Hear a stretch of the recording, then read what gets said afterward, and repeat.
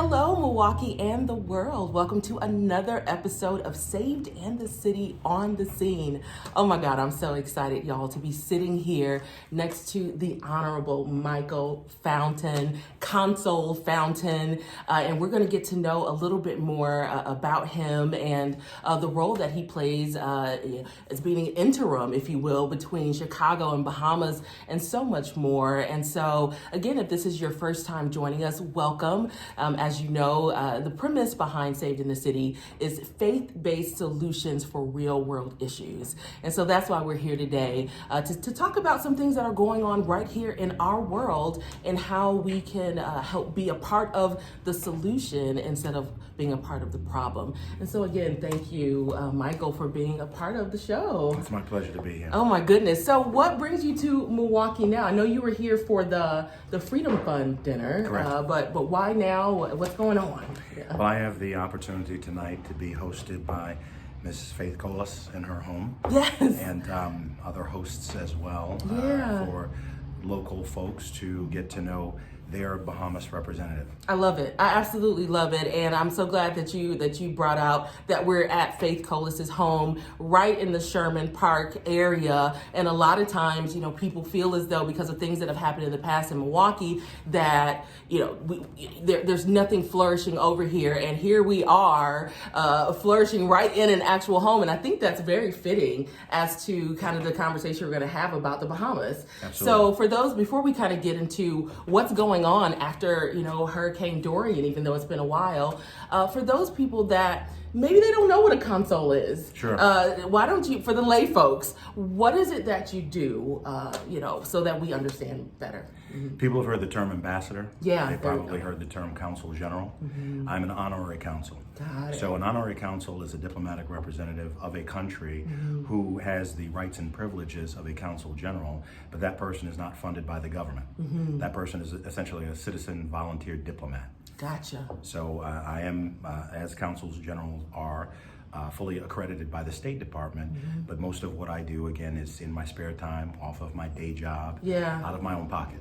Oh, wow. Correct. Oh, my goodness. And you've been in this role since 2014, that is correct? Yes. And so how does it work in that way? Is it, do you have a term or does it continue on as long as you? Yes, there are 5-year terms. Okay.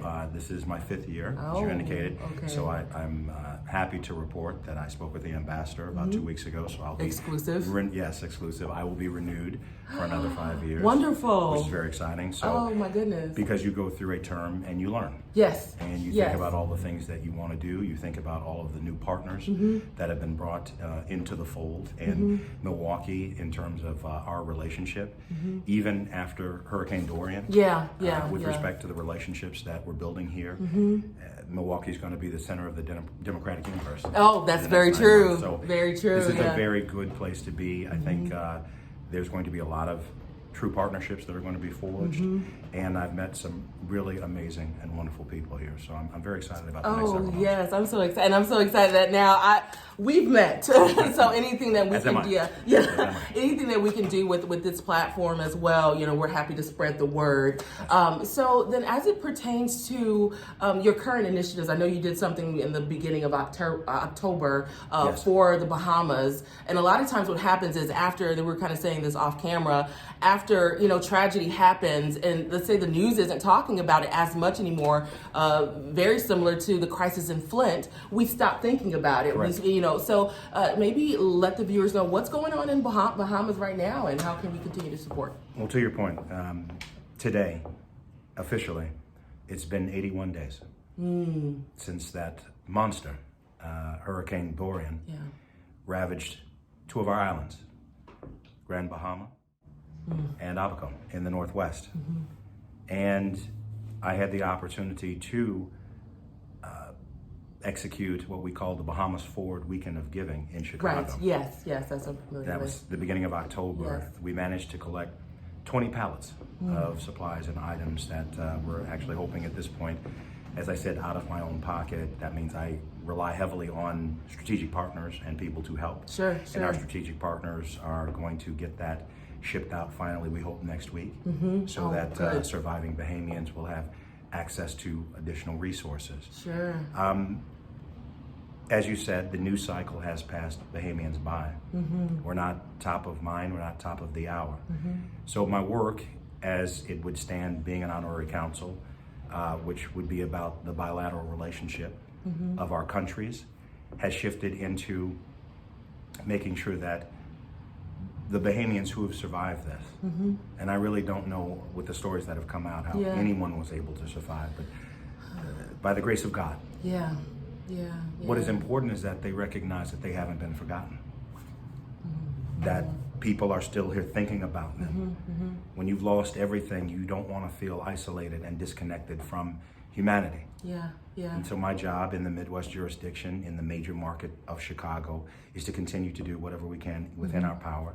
That's why I feel blessed and fortunate to have the second term. I would have done things without it, but I have it in an official capacity, so I can set meetings and have conversations in an official capacity on behalf of those Bahamians and say, how do we continue this conversation? How do we continue to help? Because this will be going on for a long time. I told people that in the beginning, who were rushing to help and rushing to do things. I appreciate that. And I feel blessed that you have that level of spirit and humanity within you. But I want to see that excitement and that level of humanity and that spirit in 2020, in 2021. If it goes beyond that, that's where we're going to have the most impact, and that's where we're going to do the most to help these people who have lost everything. I love that, and it's resonating with me so much because this platform is a social media driven platform, and I see so many times on social media that people, they post the meme, pray for Bahamas, or they put up the praying hair, they do these different things. It goes beyond the meme. It goes beyond. These are real people, as you said, that need resources, that need to know beyond the resources, like you said, that people are still thinking of them.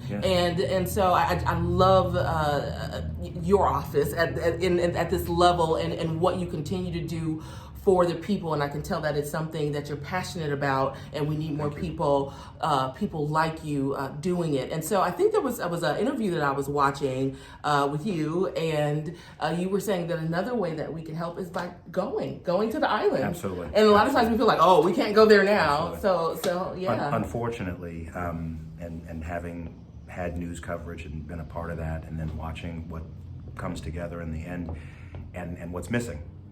It makes you question the entire news platform. Absolutely. So what they did not report was that the Bahamas is open for business.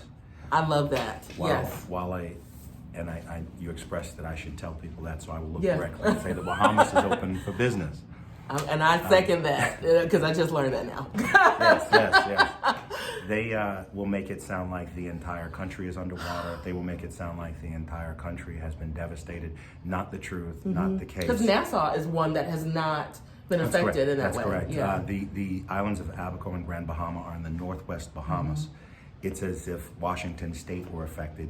You could still go to other parts of the United States of America. So there are 14 islands that are open and taking tourists.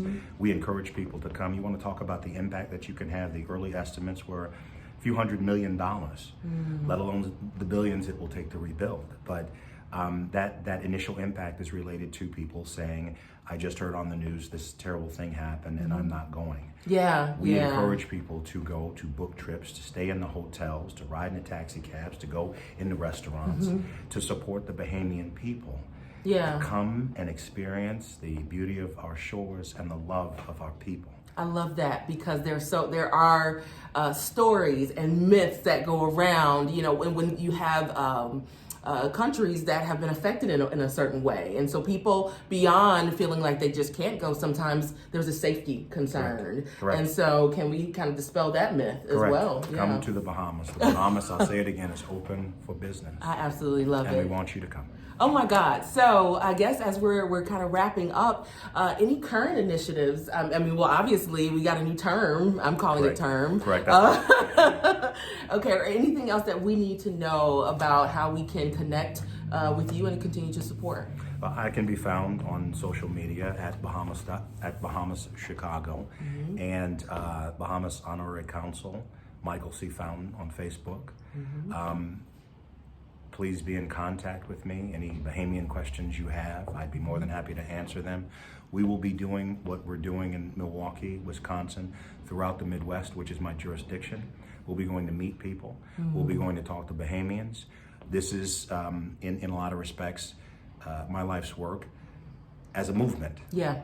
And it does not stop, and it does not end, and it will go on long after I do not have the seat because, as they say, I's a Bahamian. So this is very important to me.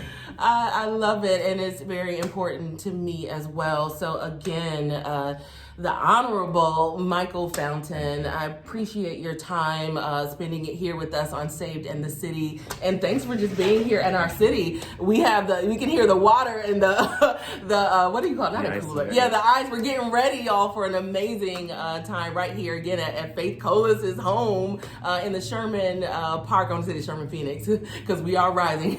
The Sherman Park area. So again, get connected. I'll make sure that I post all of the links in our groups as well as on our website. And again, thanks so much for tuning in, and thank you again for being a part of this amazing show. So thanks, guys. We'll see you soon. Bye.